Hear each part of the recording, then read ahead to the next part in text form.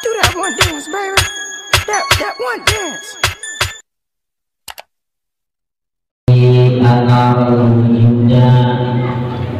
Limaulidi sayyidil anam, wassalatu wassalamu ala sayyidil arabi wal ajam. Ashhadu an la ilaha illallahul malikul alam, wa ashhadu anna sayyidana wa nabiyyana wa maulana Muhammadan sallallahu alaihi wasallam. Salatan wa salaman daiman mutalaziman ila yaumil ziham. Amma ba'du, faqad qala azza wa jalla fi muhkamil ahkam. A'udzu billahi minasy syaithanir rajim. Bismillahirrahmanirrahim. Ya ayyuhan nabiyyu inna arsalnaka syahidan wa mubasysyiran wa nadhiran wa da'iyan ila Allahi bi'idnihi wa sirajan munira. Wa qad qala an-nabiyyu Muhammad sallallahu alaihi wasallam, man aqdama maulidi kuntu syafi'an lahu yawmal qiyamah wa man anfaqa dirhaman fi maulidi faka'annama anfaqa jabalan min dhahabin fi sabilillahi ta'ala. Wa qad qala al-imam Syafi'i fi qawlihi, man hayya'a it'aman fi maulidin nabi sallallahu alaihi wasallam wa jama'a ikhwanan wa 'amila salihan ba'athahu Allahu yawmal qiyamati ma'as siddiqin wa syuhada wa sholihin wa yakunu fi jannatin na'im. Wa qad qala al-imam Syekhul Ma'ruf al-Bursi, man hayya'a ta'aman li ajli qira'atin nabi sallallahu alaihi wasallam wa jama'a ikhwanan wa awqada sirajan wa labisa jadidan wa ta'aqqara wa tabakhara hasyarahullahu yawmal qiyamati ma'al firqatil ula minan nabiyyin wa kana fi a'la illiyin. Sadaqallahu al-azim wa sadaqa rasuluhu wa habibuhul karim wa nahnu ala dhalika minasy syahidin wa syakirin walhamdulillahi rabbil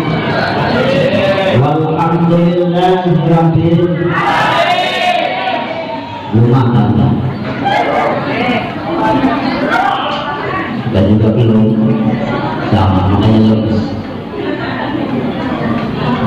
Pertama, mari kita sama-sama memuja kepada Allah Subhanahu wa Ta'ala, memuji kepada Zat Ilahi Rabbi dengan sama-sama melafalkan kalimat hamdalah alhamdulillahi rabbil alamin. Semangat. Alhamdulillahi rabbil alamin. Itu namanya cap odol. Kalau odol itu cek baru keluar. Bersalawat pada baginda alam di kalimat sholati ala nabi, Allahumma salli ala sayyidina Muhammad wa ala ali sayyidina Muhammad. Hadratul mukarramin wal mu'azzamin wal mukarramin, para alim ulama, para kiai, para santri, para tokoh masyarakat, pemuka agama, para asatidz wasatidzah yang saya hormati dan yang saya muliakan, teristimewa pada guru kita semua, Abunya Kiai Haji Abah Romli beserta para santri-santrinya, guru-guru kita, Kiai Haji Tubagus Zainal Arifin. Beliau adalah orang Serang, ternyata satu kampus dengan saya. Tahun 2020 kita ketemu di Masjid Al-Amin. Alhamdulillah, berkah Maulid Baginda Rasulullah, saya dipertemukan dengan salah satu guru yang dari Serang. Mendengar hikayat mendengar hikayat dari cerita kawan-kawan saya yang tinggal di sini. Ada Bang Anul, ada Al-Karom Adnan Sobri. Dia adalah salah satu ahli kitab dulu kami satu pondok pesantren. Kemudian dia melanjutkan ke Jawa. Saya angkat topi walaupun tak pakai topi. Saya angkat peci, angkat jempol ke beliau-beliau itu, karena beliau adalah salah satu alumni terbaik di pondok pesantren kami yang ada di Pantai Kalisan. Beberapa tahun 2014 kami berpisah, tak melihat wajahnya, ternyata masih sama wajah tahun 2014 dengan wajah tahun 2020 tak jauh berbeda, masih gitu-gitu aja, kumel-kumel banget. Mana tuh Bang Sultan? Mendengar hikayat Abang, ternyata beliau adalah salah satu alumni Cidahu. Cidahu itu, para hadirin, adalah salah satu pondok pesantren terbesar yang ada di Banten, dipimpin oleh salah satu abuya Banten, putra Banten, salah satu putra Banten terbaik, Hadratus Syekh Abuya Dinjati Al-Bantani. Pondok pesantren tersebut melahirkan ribuan kiai, melahirkan ribuan asatidz terbaik yang ada di Banten. Salah satunya adalah Sayyidul Fisoka, Kiai Haji Yusuf bin Sa'id, salah satu pengasuh pondok pesantren Darul Ibtidah. Itu adalah salah satu alumni di Cidahu juga. Dan alhamdulillah, saya pun keluar dari Cidahu itu tahun 2016.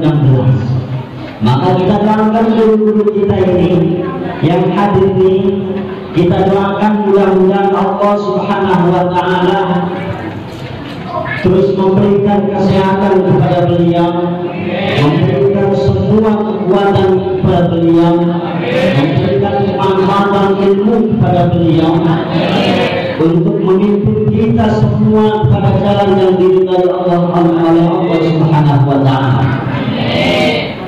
Para hadirin kaum muslimin wal hadirah kaum muslimah, as'adakumullah. Duduk tak apa-apa ya. Abang kemudian ya. Ini efek bangun belum kasih makan. Jadi terus. Para hadirin, kalau kita berbicara tentang baginda Rasulullah Sallallahu Alaihi Wasallam, maka kita teringat beberapa dalil, diantaranya ya ayyuhan nabiyyu inna arsalnaka syahidan wa mubasysyiran wa nadhira wa da'iyan ila Allah bi'idnihi wa sirajan munira.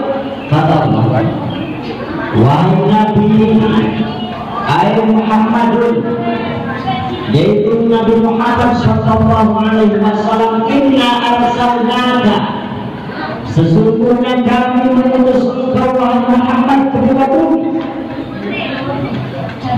mengemban 5 tugas inti, mengemban 5 tugas pokok.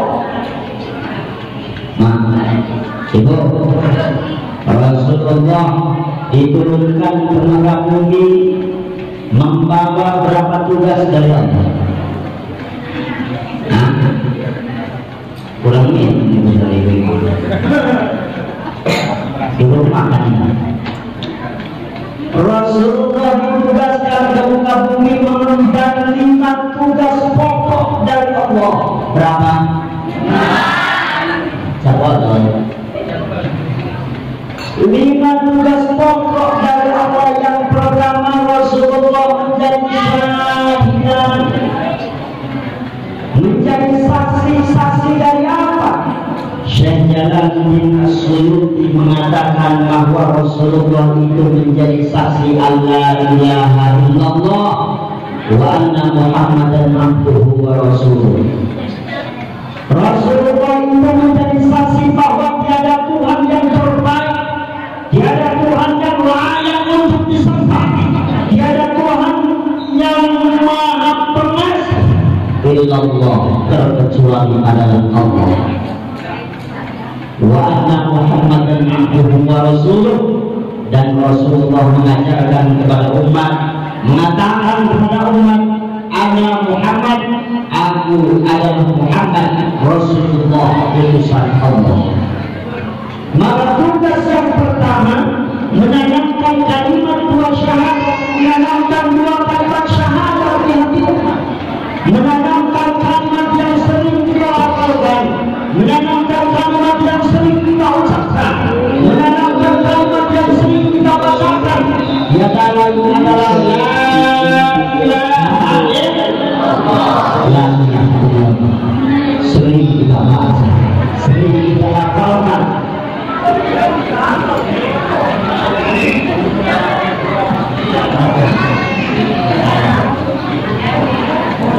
Kalimat la ilaha illallah yang ditanamkan oleh baginda Rasulullah terhadap umat dulu.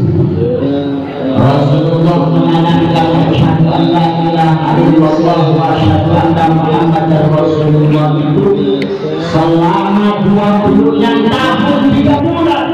Rasulullah tancapkan kalimat tauhid di antara sahabat.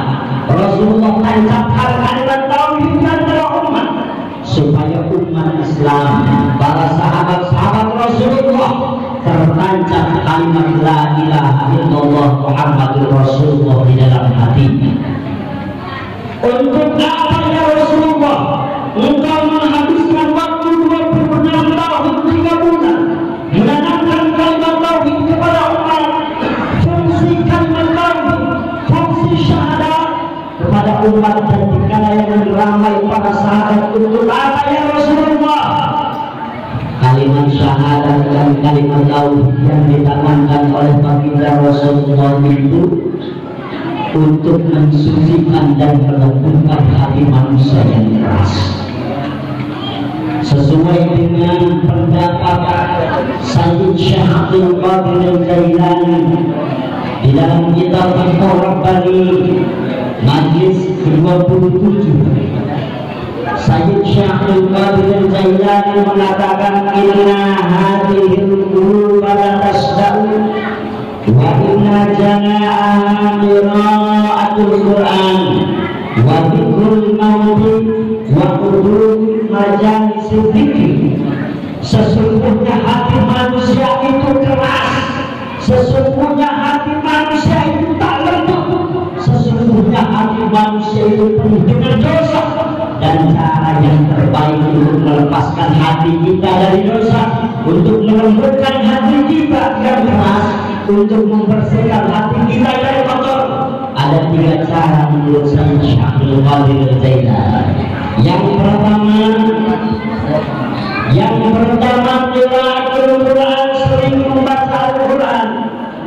Maka tahun 2020 ini, punten maaf, tahun 2020 anak-anak yang 12 tahun, 15 tahun, bahkan yang sudah berumur 20 tahun, tak semuanya manusia bisa membaca Al-Quran, apalagi bisa membaca kitab suci. Betul? Maka tanamkan Al-Quran di dalam kehidupan kita. Tanamkan Al-Quran di dalam kehidupan kita sehari-hari.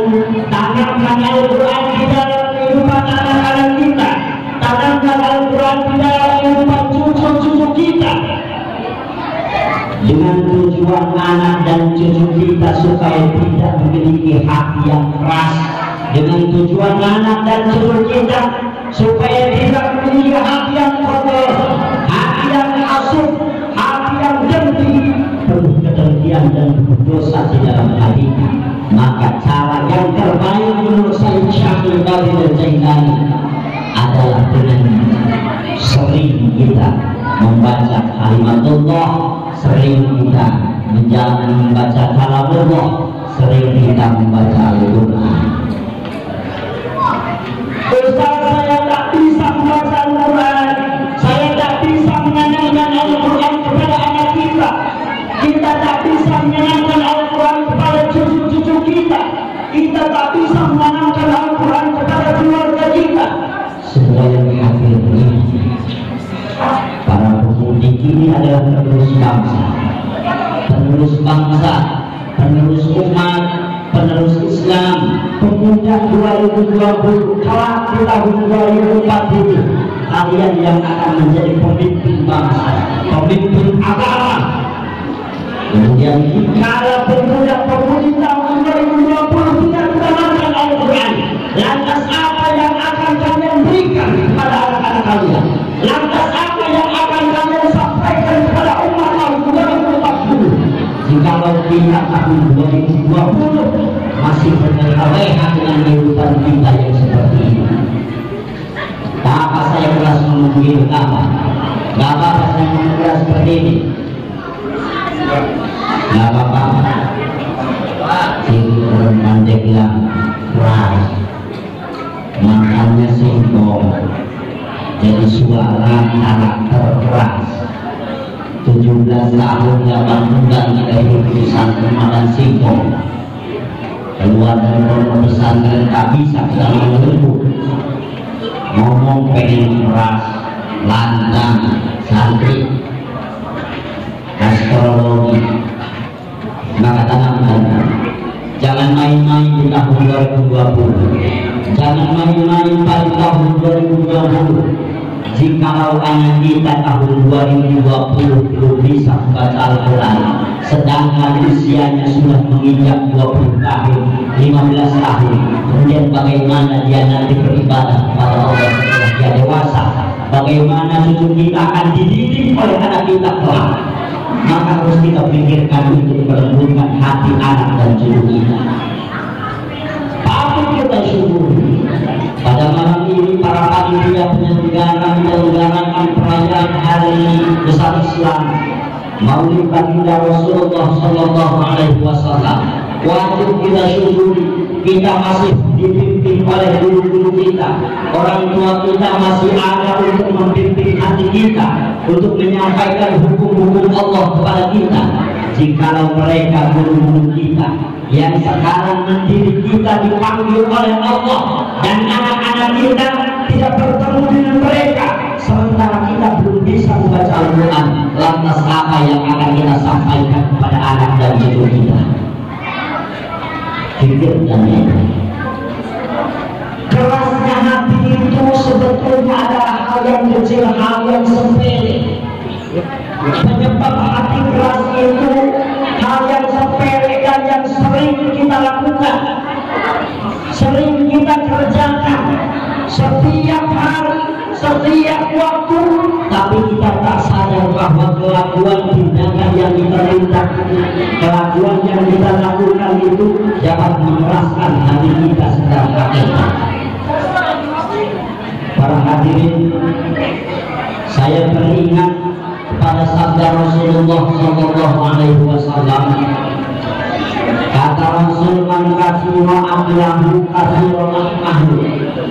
Barang siapa yang makannya banyak, maka dia cepat gendut. Maka orang-orang yang gendut itu gendut, itu rajin makan. Yang jelas pagi baru melek, belum dia gosok gigi sudah minum. Pagi belum dia membuka pintu rumah sudah sarapan. Bubur jam 7, lontong jam 10, nasi goreng jam 11, makan siang jam 1, ketemu asar makan lagi, mau tidur makan lagi, 2 bulan lebih. Bisa dibuktikan maka surah mau. Barang siapa yang rajin makannya, maka badannya jadi gede, badannya jadi gemuk, dagingnya akan banyak. Susah-susah banyak orang-orang yang di TV itu, banyak orang-orang yang di media yang di TV, orang-orang yang pada itu orang-orang yang rajin makan, rajin.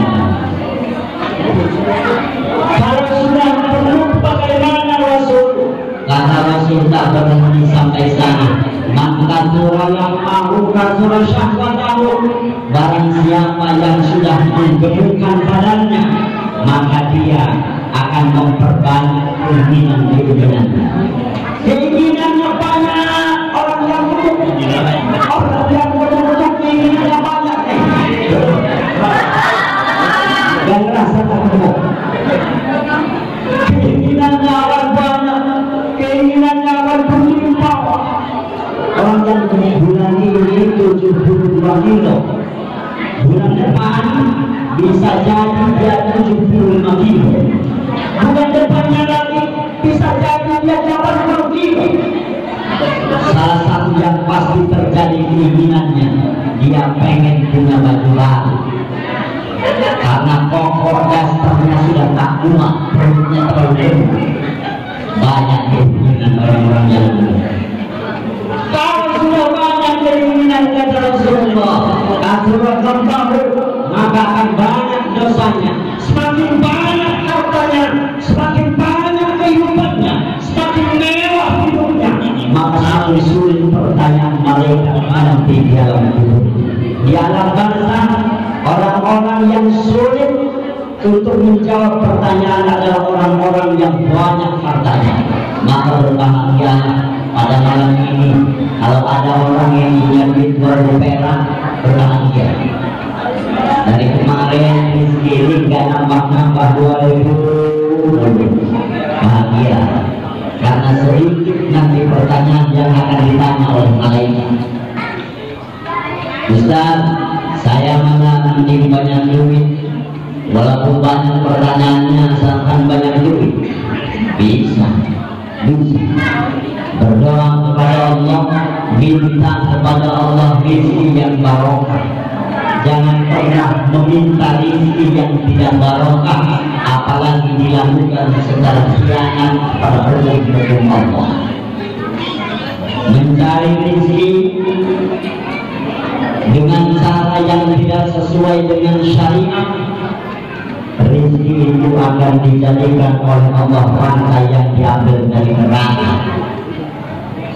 Maka berbahagia ketika orang oleh Allah diberikan musibah, diberikan bahaya, diberikan ancaman, diberikan apapun yang lahir di dalam kehidupannya, maka sungguh secara hakikat Allah percaya kepada kita bahwa kita bisa keluar dari hal-hal tersebut, dari hal-hal yang membahayakan tersebut. Allah lebih percaya kepada kita untuk menyelesaikan masalah. Buktinya apa? Buktinya Allah memberikan masalah kepada kita untuk diselesaikan oleh kita. Para hadirin kaum muslimin berharap kaum muslimin tanamkan Al-Quran. Ingat mati yang terakhir, hulu majalis zikir, selalu hadir di majlis-majlis zikir, hadir di majlis-majlis agama, hadir di majlis-majlis taklim, hadir di majlis-majlis ilmu yang telah didirikan oleh guru-guru kita, yang telah didirikan oleh para orang tua kita, telah didirikan oleh kesepuan-kesepuan kita. Terkala jagal pengajian, maka stop usaha, stop bekerja, duduk manis, dengarkan tausiah agama yang disampaikan setiap minggu oleh guru-guru kita, amalkan oleh kita, coba oleh kita, berdoa kepada Allah sambil mencoba apa yang disampaikan guru-guru kita. Mudah-mudahan Allah memberikan kekuatan kepada kita untuk mengamalkannya.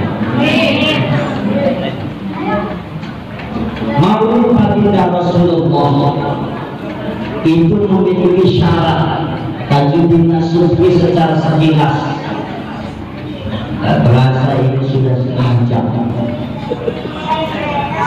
Secara sekilas Tajuddin Nasuhi membahas anal i'tina'a bi maulidihi sallallahu alaihi wasallam, memperingati perayaan kelahiran baginda Rasulullah itu memiliki 3 syarat.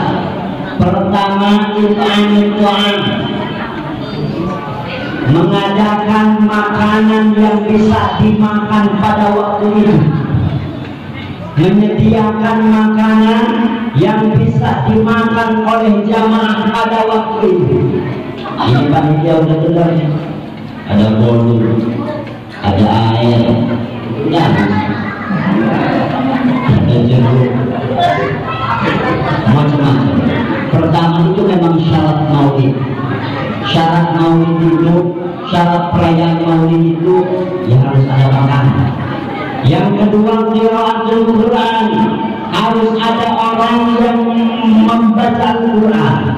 Kita sudah dengar tadi salah satu ustaz dari Pandeglang, Ustaz Ali, membaca sebagian ayat dari Al-Quran. Itu syarat sah maulid. Yang terakhir, syarat sah maulid itu dzikrul qasaidin nabawiyah. Ada yang menjelaskan tentang hikayat baginda Rasulullah sallallahu alaihi wasallam, minimal dibaca rawi, dibaca barjanji, dibaca deba, dibaca simkuduro, hikayat-hikayat baginda Rasulullah, sholawatan, dimhadrat dan yang lainnya. Itu sama. Jadi orang yang ngaji Al-Quran, tim hadrah yang bersolawat mahalul qiyamnya, kemudian kuenya, itu 3 syarat supaya maulid ini sah. Wajib dan harus 3 perkara itu dilaksanakan dan wajib ada di dalam acara maulid baginda Rasulullah sallallahu alaihi wasallam. Jauh ke sana kita lihat pendapat Syekh Ma'ruf Al-Mursi. Syekh Ma'ruf Al-Mursi itu adalah salah satu ulama ahli thariqah Qadiriyah wa Naqsyabandiyah, salah satu mursyid yang ke-9 dari baginda Rasulullah itu adalah Syekh Ma'ruf Al-Mursi. Syekh Ma'ruf Al-Mursi mengatakan, man hadza ta'aman, barang siapa yang menyediakan makanan li'ajli qira'atin Nabi sallallahu alaihi wasallam, dengan tujuan dibacakannya maulid pada waktu itu, wajah ikhwanan, kemudian mengumpulkan tetangga-tetangganya, mengumpulkan saudara-saudaranya, mengumpulkan saudara se-Islam, seiman, dikumpulkan di dalam satu majlis beliau, dikumpulkan di dalam satu majlis dia. Yang ketiga, setelah dikumpulkan jamaah untuk merayakan acara maulid baginda Rasul, yang ketiga disunahkan al-qada sirajah, menghias dengan lampu yang indah, dengan lampu-lampu yang mewah, dengan lampu-lampu yang unik. Itu adalah salah satu sunnah merayakan perayaan maulid baginda Rasul, supaya terang, yang jelek kelihatan jeleknya, yang ganteng kelihatan gantengnya.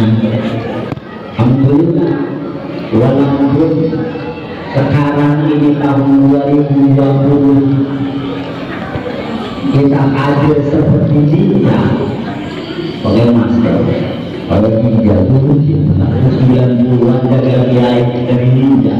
Kan terang tahun 2020 kita itu seperti ninja. Wajib harus pakai masker, harus. Bagaimana dengan hadis Rasulullah? Sering saya sampaikan, punten-punten. Ada beberapa ustaz yang di Pandeglang sana, dulu waktu corona masih baru, mengatakan innallaha idza anzala ahatan minas samai ilal ardi surifat anhu ma'il masajid. Sesungguhnya Allah, kalau Allah itu menurunkan satu virus dari langit ke bumi, surifat anhum maril masajid, maka dia ahli masjid yang memakmurkan masjid tidak akan pernah tersentuh oleh virus tersebut, katanya. Setelah dibuka di dalam kitab, ternyata itu bagiannya ada di dalam kitab Al-Kamil fi Du'afa'i Rijal, salah satu karangan Ibnu Asakir. Hadis itu Ibnu Asakir mencontohkan salah satu hadis yang dhaif karena salah satu perawinya, periwayatnya pelupa tentang sanad dan matan hadisnya. Oleh karenanya hadis itu dicap oleh semua kalangan ahli tafsir hadis bahwa hadis itu adalah hadis dhaif. Maka betul pendapat kiai-kiai kita, betul pendapat kesepuan-kesepuan kita, jaga diri, bahkan pemerintah menganjurkan jaga diri, pakai masker, cuci tangan walaupun tak makan, cuci tanganmu, makan dagang, pakai masker, jaga jarak dan yang lainnya, itu insya Allah tidak bertentangan dengan hukum syariat, sama sekali tidak bertentangan dengan hukum syariat. Kalau kita lihat riwayat Sayyidina Umar radhiyallahu anhu di dalam kitab Riyadhus Shalihin, kalau tidak salah, Sayyidina Umar pun pernah lockdown, pernah mengeluarkan surat maklumat lockdown, berdiam diri di rumah masing-masing, tak keluar, karena kota yang akan dijumpainya waktu itu adalah kota yang terkena wabah, terkena virus. Maka Sayyidina Umar dengan Syekh Abdullah, bukan Ibnu Mas'ud, Syekh Abdullah, sahabat Rasulullah, menceritakan bahwa ini adalah salah satu perintah baginda Rasulullah. Maka Sayyidina Umar mengeluarkan surat maklumat lockdown. Insya Allah tidak bertentangan. Saya pun bawa masker, bawa hand sanitizer, jaga jarak aman, apalagi pemuda jaga jarak aman dari pengemudi. Khawatir terlihat oleh mata tertancap di dalam hati, waduh, 1 minggu tidak bisa tidur. Kalau sudah melihat wanita yang disukainya, satu kali melihat pandangan pertama sudah memporak-porandakan hati pemuda, waduh, bahaya. 1 minggu tak bisa tidur. Maka jaga jarak aman. Walau pada siratan menghiasi acara ini dengan lampu wala bisa jadikan menghadiri acara maulid disunahkan memakai pakaian yang paling baru, memakai pakaian yang baru. Jadi kalau ibu ada undangan 4 kali maulid, maka harus menyediakan 4 setel baju.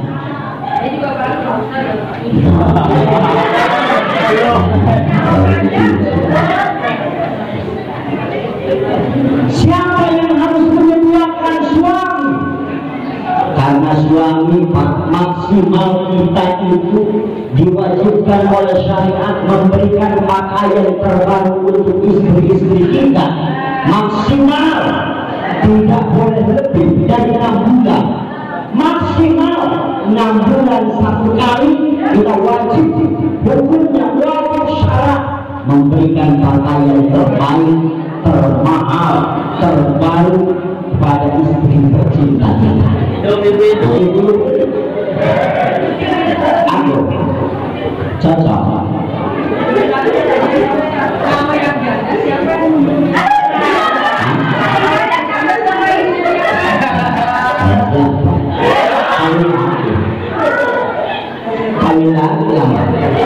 Kawin lagi baru kita beli. Jadi Supri kamu banyak pulang dari acara maulid, punya kuping berapa? 6 bulan. Lidah sudah 2 tahun gak diganti-ganti, etek gak tersobek, Saya aneh kesemuan kiai. Itu perempuan kalau sudah melihat teriak pertama sobek ketek. Saya curiga apa jangan-jangan ketek ibu-ibu itu ada silet, ada pisaunya kali. Betul yang pertama sobek tidak teribu pasti ketek. Ketek ada pisau.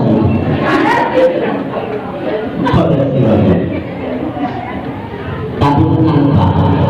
Kata syariat wajib memberikan maksimal 6 bulan 1 kali, walaupun hanya jepit rambut, walaupun karet yang bisa dipakai rambut untuk mengikat rambut karet. Jadi besok kalau ibu minta jalan 6 bulan 1 kali, kita beri karet goceng. Goceng itu karet ada segini, kasih ilmu. Selama seumur hidup nampaknya ada taulasan. Tapi bisa jadi hanya satu kesunahan. Sunnah hukumnya kita menghadiri acara maulid baginda Rasul dengan pakaian yang terbaik, dengan pakaian yang terbaik, sendal jepit, tak kebeli baju, tak kebeli kerudung, tak kebeli sendal mewah. Jam 10.000 saja beli di pasar, kemudian 10.000 beli 40.000 pertama warna hijau, kedua warna merah, warna kuning, warna putih, 10.000. Sah mendapatkan sunnah, dapat sunnah. Yang penting terbaik, maka itu yang harus dipakai untuk menghadiri acara maulid. Saking semua diwajibkan dan diharuskan menghargai baginda Rasulullah Sallallahu Alaihi Wasallam. Jadi terkadang orang yang menyalahkan acara maulid, terkadang orang yang berbid'ahkan maulid banyak, bahwa maulid itu bid'ah, maulid itu tak ada hukumnya, maulid itu tak ada dalilnya. Sampaikan kepada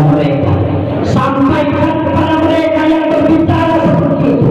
Tak akan ketemu dalil, tak akan ketemu hukum, tak akan ketemu hadis. Sebab orang-orang yang seperti itu orang-orang yang tak hatam ngaji.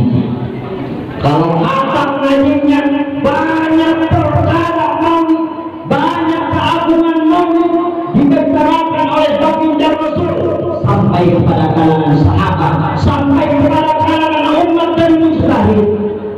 Di antaranya tadi salah satu mustahil tasawuf Syekh Ma'ruf Al-Qudhi mengatakan bahwa menghadiri acara maulid baginda Rasul, memakai pakaian yang terbaik, wa ta'atur, memakai minyak wangi yang terbaik. Minyak wangi lah pakai. Kalau lagi kumpul-kumpul diri, makruh hukumnya bau ketek. Dan sejak dicium bau ketek. Ustaz, saya tak punya minyak wangi. Maka panitia yang wajib menyediakan wakabahar, panitia sunnah untuk membakar bukur, membakar menyan di dalam perayaan maulid baginda Rasul. Untuk apa dibakar menyan? Untuk apa dibakar bukur? Untuk menghadiri orang-orang yang tak punya minyak wangi dan bau ketek. Jadi panitia supaya tak bau ketek di masjid, bakar bukur, bakar menyan, sunnah hukumnya, supaya perayaan maulid baginda Rasul ini aromanya aroma wangi. Di rumah Ustaz kami pun jangankan kami pergi ke musola, jangankan kami pergi ke masjid, jangankan kami punya apa itu minyak wangi untuk ngaji dan yang lainnya. Untuk suami pun minyak wangi kita tak punya. Kalau ibu-ibu tak punya minyak wangi, minimal beli sopel atau wangi sopel. Coba atau pas dicium suaminya pahit. Markona ini pakai apa paitangan nih? Ada si Markona pakai sok. Dikira suaminya nyamuk. DPD mau pakai sok minimal. Kalau orang tadi hidup di masyarakat yang pertama jangan lupakan untuk bekal kita nanti acara maulid tahun depan. Satu, menyediakan makanan. Kedua, dikumpulkannya saudara kita seagama. Yang ketiga, menghiasi dengan lampu-lampu yang unik, lampu-lampu yang indah. Yang keempat, memakai pakaian yang terbaru. Yang kelima, memakai minyak wangi yang beraroma tidak menyengat. Yang keenam, khusus untuk panitia membakar bubur di dalam perayaan Maulid. Orang yang melakukan hal tersebut, kata Syekh Al-Hurri, asyarahullahu ta'ala ma'irfatil ula minan nabi, maka akan dikumpulkan bersama golongan yang pertama. Karena di mahsyar itu di mahsyar, sebelum kita dihisab, sebelum kita ditimbang, kita cuma ribuan tahun, bukan 1 hari 2 hari kita ngantri untuk dihisab. Rasulullah menceritakan orang yang mau dihisab, penentuan dia hidupnya di neraka atau di surga menunggu di sidang itu ribuan tahun, kata Rasulullah. Bahkan ada orang yang tidak dihisab oleh Allah. Dia bertanya, ya Allah, tetangga saya si Junaid, dia sudah masuk neraka 2000 tahun, sudah diangkat dia ke surga, tapi kenapa kami ini belum dihisab, belum diadili, belum ditentukan tempat kami di surga atau di neraka?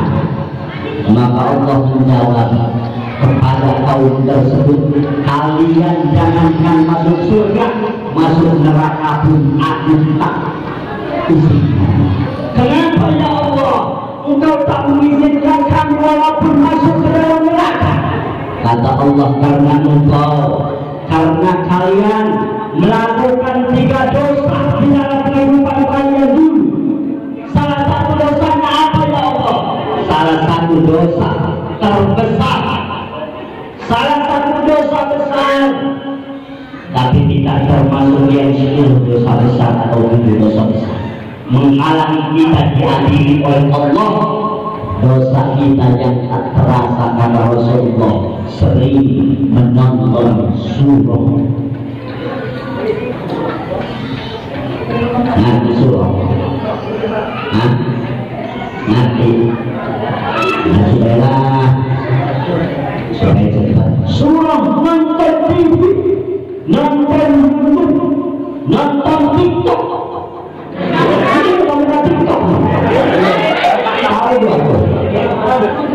Bukan TikTok beda. Kepala itu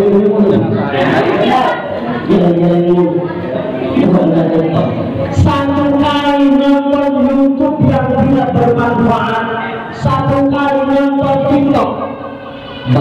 Sekarang di zaman TikTok ada aplikasi TikTok. Nonton perempuan goyang-goyang di HP, nonton organ tunggal di HP, nonton artis dangdut di HP. Satu kali nonton yang seperti itu dipenjara kita oleh Allah 7.000 tahun sebagai penebus dosa. Di mana? Di neraka Zamharir. Apa itu neraka Zamharir? Neraka Zamharir itu adalah neraka di dalam neraka Jahanam. Neraka Zamharir itu tidak panas, dingin, dinginnya luar biasa, sehingga orang-orang yang ada di neraka itu berkata kepada Allah, ya Allah, kami tak sanggup berada di neraka ini, lebih baik kami dibakar daripada dimasukin ke prison. Ada yang buat masuk kulkas 13 hari, masuk kulkas yang dari 13 hari, duduk dia 13 hari. Ada kulkas modern tempat ikan itu, kalau kita sering main ke pelabuhan ada tempat ikan yang segede kamar itu, kita dulu telanjang 13 hari waktu kita. Tak kuat orang-orang yang masuk ke neraka itu. sehingga minta keringanan oleh Allah. Ya Allah, lebih baik kami dibakar daripada kami dimasukkan ke neraka. Berapa lama dia tinggal di situ? Seumur hidup semisal. Seumur hidup, contohnya orang seumur hidup pernah nonton TV satu kali, maka dosa yang harus ditebus oleh dia 7.000 tahun dia harus menebus di dalam neraka. 2 kali 14.000, 10 kali itu 70.000, 100 kali 700.000, 1000 kali 100 kali itu dalam 1 bulan. Pagi dia nonton TV, duhur dia nonton TV, malam dia nonton TV. 3 kali dalam 1 hari sebulan, kali 31, katakanlah 100 dikali 7.000, 700.000. Kita berada di dalam neraka dosa 1 bulan nonton TV. Maghrib SCTV, sinetron anak band. Setelah sinetron anak band, dia masih diam aja belum sholat isya. Dilanjut Cinta Samudra. Selesai Cinta Samudra jam 10, pindah ke RCTI nonton si Idoy. Apa? Bukan pengalaman, dan sering nonton TV, sering nemenin anak. Jadi apa boleh buat itu terlihat oleh mata sehingga hafal jadwal-jadwalnya. Kalau perlu disebutkan dari pagi sampai pagi saya hafal. Maka dosa kita yang seperti itu harus kita tebus di neraka ribuan tahun, miliaran tahun. Maka di sanalah kita membutuhkan syafaat baginda Rasulullah. Kata Rasul, "Kuntu syafi'an lahu yaumil qiyamah."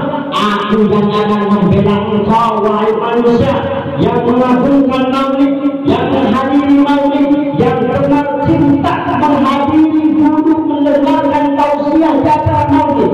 Maka orang-orang yang hadir di acara maulid, kita sudah mendapatkan pembelaan dari baginda Rasulullah Sallallahu Alaihi Wasallam.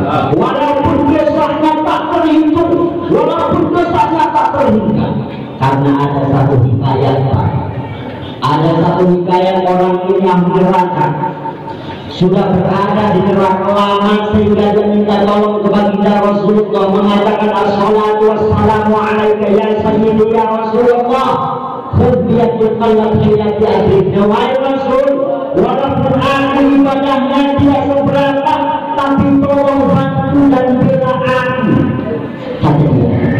Maka Rasulullah turun ke neraka, ditanya, lu ini orang mana, orang mana? Saya ini jamaah Masjid Al-Amin. Pernah ngaji? Enggak. Dengerin? Enggak. Dia ngaji kemana lo? Tidur. Pernah sedekah maulid?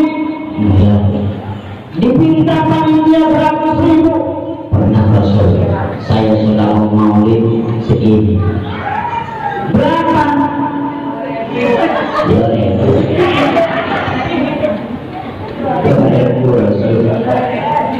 itu pun karena ada mertua di Solo. Kalau tak ada mertua Rasul 2000 enggak. Maka Rasulullah memanggil Jibril, tolong periksa orang ini. Diperiksa oleh Jibril, dibuka, diotopsi, dioperasi kaki. Siapa tahu pernah menginjakkan kakinya ke masjid belum? Coba periksa tangannya, dibuka tangan, ditanya ulang, pernah engkau digunakan untuk sedekah atau infak? Belum pernah.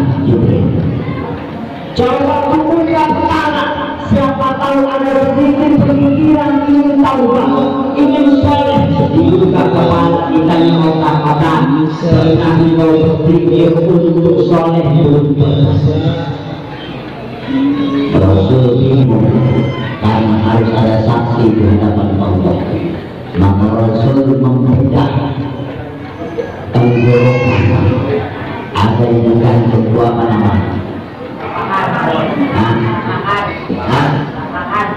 Lak-lakan. Semua itu yang paling lak-lakan. Itu namanya lak-lakan. iklan yang gantung tuh. Coba pakai apa? Ada yang gantung. Yang gantung tuh iklan mereka tolong beli. Namanya apa lak-lakan? Tolong beli lak-lakan orang nih.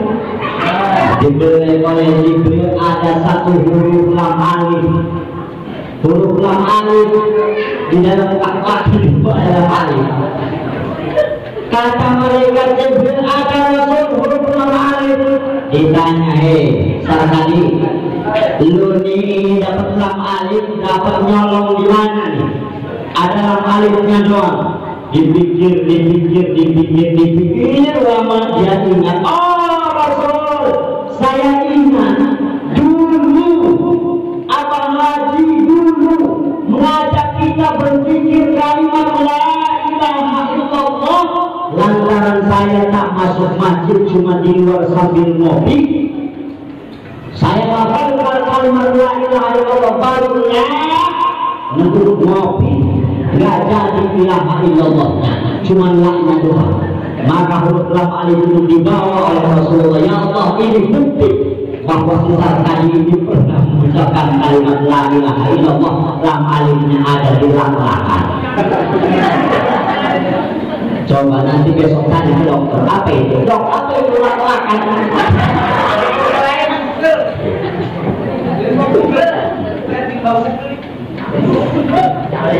Lama di bawah itu syafaat bagi Rasul. Maka kita yakini, kita dukung orang-orang yang mendukung kita berjihad di dalam agama. Apa jihad di dalam agama? Mencari ilmu, menghilangkan kebodohan, menghilangkan kejahilan di dalam otak, di dalam kalbu kita, di dalam kehidupan kita.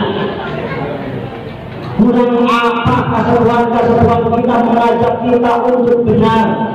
Kurang apa saudara-saudara kita mengajak kita untuk soleh? Maka jangankan kita bertaubat tentang sholat kita, bertaubat tentang zakat kita, bertaubat tentang puasa kita. Karena taubat itu, ibu taubat itu tidak hanya untuk dosa.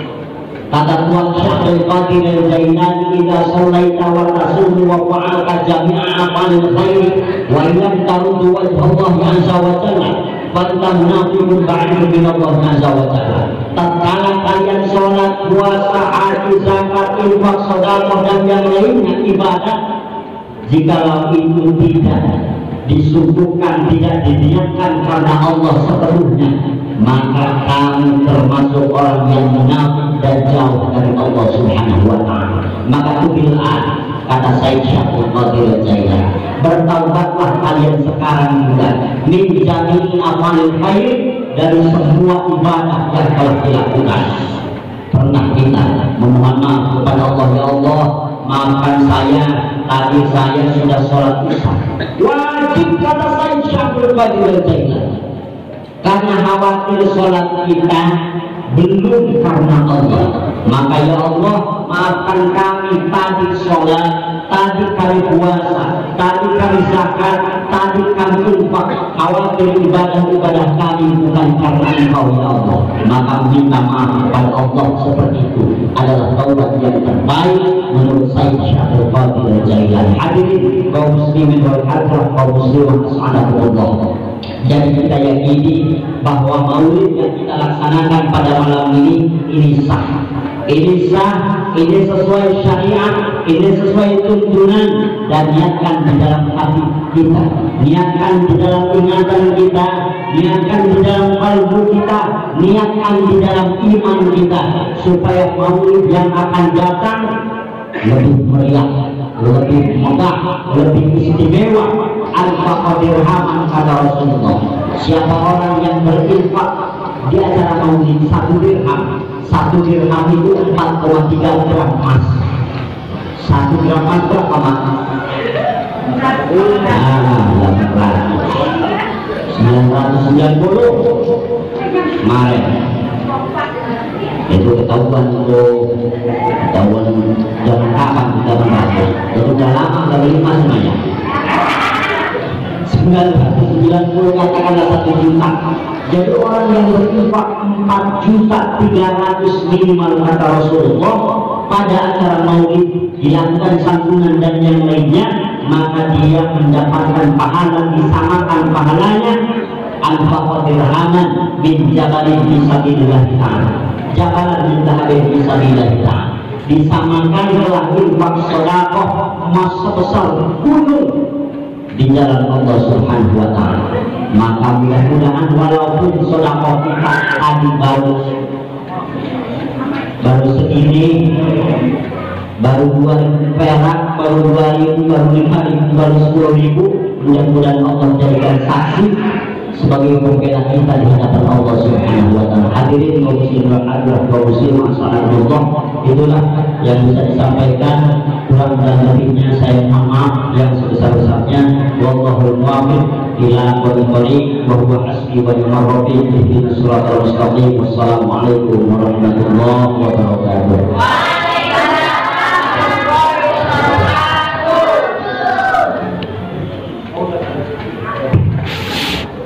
Terima kasih kami ucapkan kepada